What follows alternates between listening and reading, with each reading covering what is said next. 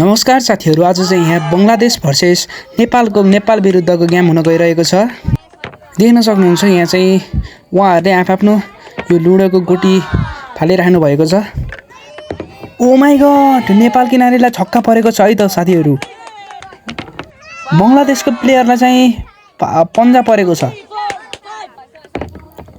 फेरि पनि छक्का परेको छ साथीहरू, देख्न सक्नुहुन्छ। 1 2 3 4 5 6।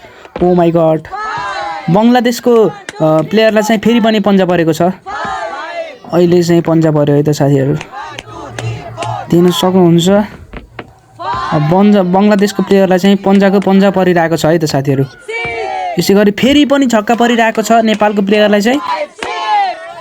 ओ बङ्गलादेशकोलाई चाहिँ चौका परेको छ है साथीहरू। ओ माई गॉड, नेपाल चाहिँ विन भएको छ है साथीहरू। नेपालले जितेको छ है साथीहरू। ल